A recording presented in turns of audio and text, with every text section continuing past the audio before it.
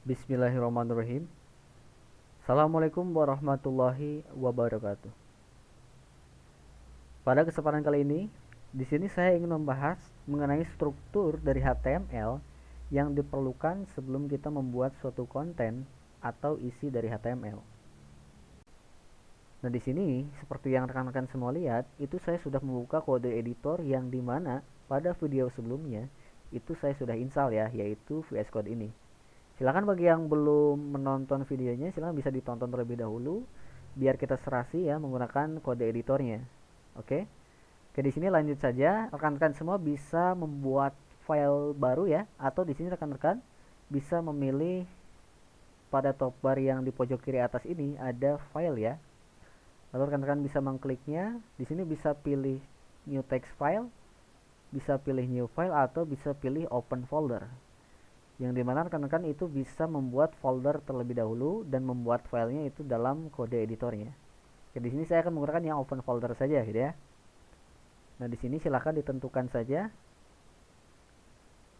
data. Nah, di sini pilih, saya ingin memilih data D ya. Lalu saya pilih web dan membuat folder baru yaitu belajar HTML. Saya select folder di sini. Nah, di sini sudah terbuka ya, sudah terbuka, dan di sini itu saya bisa menambahkan file baru yang dimana yang terdapat pada icon file ini, icon file plus itu bisa dipilih, atau bahkan rekan-rekan bisa mengklik kanan di pada Explorer ini dan pilih di sini new file. Kalau misalkan ingin membuat file baru. Kalau misalkan rekan-rekan ingin membuat folder baru, itu silahkan saja gitu ya, disesuaikan saja dengan kebutuhan rekan-rekan sekalian. Oke, di sini new file.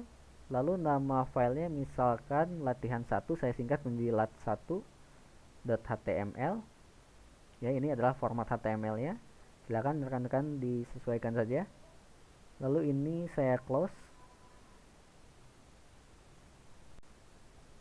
Nah, kalau sudah seperti ini, itu saya akan mencoba untuk mengetikkan suatu teks yang namanya ini adalah halaman latihan 1. Di sini Ctrl S ya untuk menyimpan si filenya, atau bisa pilih di pojok kiri atas ini.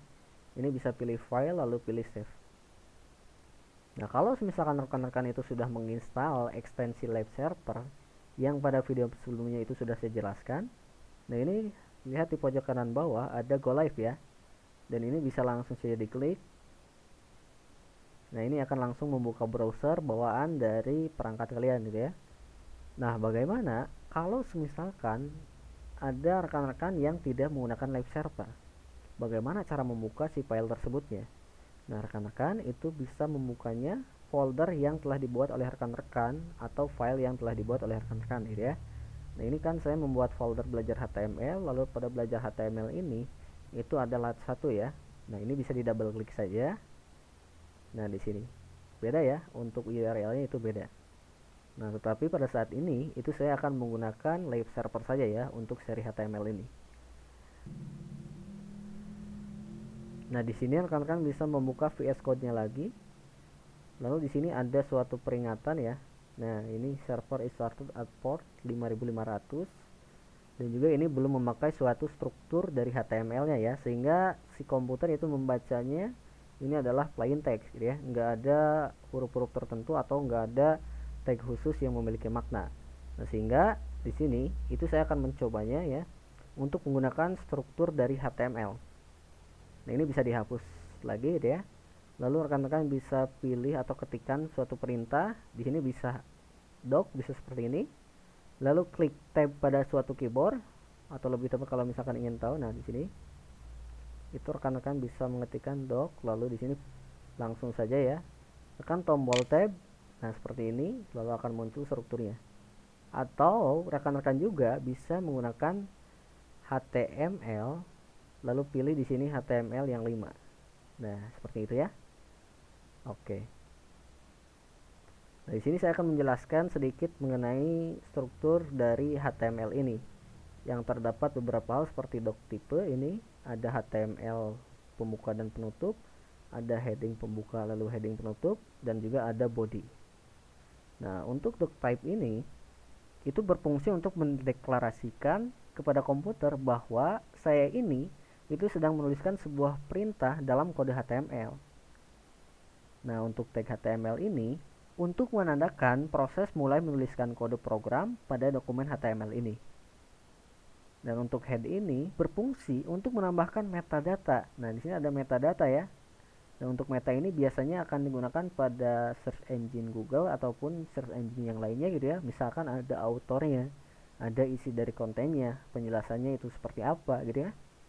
Dan juga ini biasanya HTML berisi dari judul, deskripsi, library, dan lain sebagainya.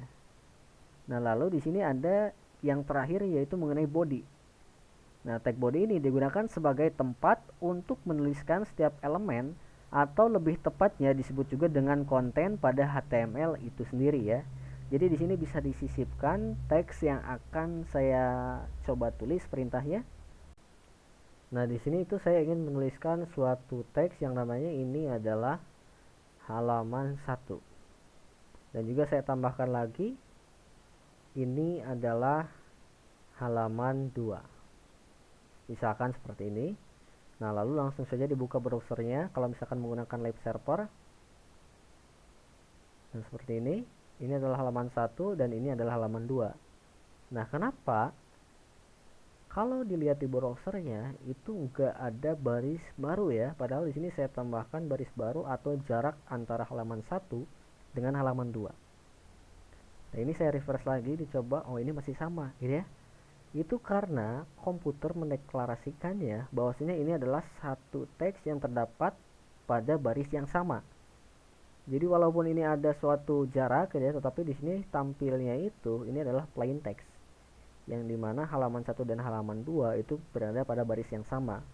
Sehingga rekan-rekan ini harus menambahkan yang namanya BR ya. Nah, seperti ini. Lalu di sini akan ada halaman atau baris baru. Nah, halaman 1 dan halaman 2 berada pada baris yang berbeda. Kalau misalkan rekan-rekan ingin seperti ini, BR-nya ingin di sini misalkan ya. Nah, seperti ini. Kan ini kan berada pada satu baris ya. Kalau misalkan saya ketik perintahnya itu pada satu baris. Tapi kalau misalkan tampilnya pada browser, itu baris yang berbeda ya. Antara halaman 1 dengan halaman 2. Nah, ini saya akan coba hapus saja. Lalu saya akan mengetikkan perintah pada keyboard yaitu P lalu tab. Nah, ini akan otomatis membuka tag baru yaitu tag pembuka dan juga tag penutup. Dan di sini rekan-rekan bisa menuliskan ini adalah paragraf 1. Nah, seperti ini. Oke, ini sudah sesuai. Dan di sini saya ingin copy paste atau menyalin dari tag ini tetapi dengan cara yang berbeda. Nah, rekan-rekan bisa mengetikkan perintah pada keyboard Alt Shift bawah. Nah, seperti ini. Sehingga kalau misalkan ingin kopas sekali lagi itu bisa seperti ini ya. Nah, seperti itu ya. Nah, dan juga di sini itu saya akan mengganti yang paragraf kedua menjadi paragraf kedua ini. Kalau rekan-rekan ingin memindahkan posisi, rekan-rekan tidak usah memilih cursor di sini gitu ya. Jadi menandai dari suatu tag tidak perlu gitu ya. Tinggal memilih tag yang akan dipindahkan pada baris mana gitu ya. Ini baris ke-13 ya. Baris ke-13 bisa pilih Alt di sini. Alt lalu klik atas atau klik bawah kalau misalkan ingin dipindahkan. Nah, seperti ini ya. Nah, kalau misalkan rekan-rekan ingin copy paste dua paragraf ini sehingga menjadi totalnya itu ada 4 paragraf, maka silakan arahkan pada dua baris ini. Lalu klik Alt Shift bawah. Nah, maka akan tampil paragraf 1, 2, dan 1-2. Nah, seperti itu ya. Ini saya coba ke ataskan. Nah, Ctrl S. Lalu ini saya minimize dan membuka browsernya. Nah, ini adalah paragraf 2, ini adalah paragraf 1. Nah, ini komputer itu sudah bisa mendeklarasikan ya, bahwasanya ini adalah paragraf 2, ini paragraf yang 1. Nah, di sini itu rekan-rekan semua bisa melihat bahwasanya judul dari halaman ini adalah dokumen. Sedangkan kan saya ingin halaman ini itu judulnya ini adalah halaman 1. Nah, di sini bisa merubahnya pada tag title di sini. Nah, ini rekan-rekan bisa mengubah teks yang terdapat di antara tag pembuka title dan tag penutup title ini. Misalkan ini adalah halaman 1. Lalu di sini kalian bisa Ctrl S, lalu buka lagi browsernya. Nah, ini halamannya sudah terubah ya untuk judulnya. Nah, itu saja dari saya. Sekian dan wassalamualaikum warahmatullahi wabarakatuh.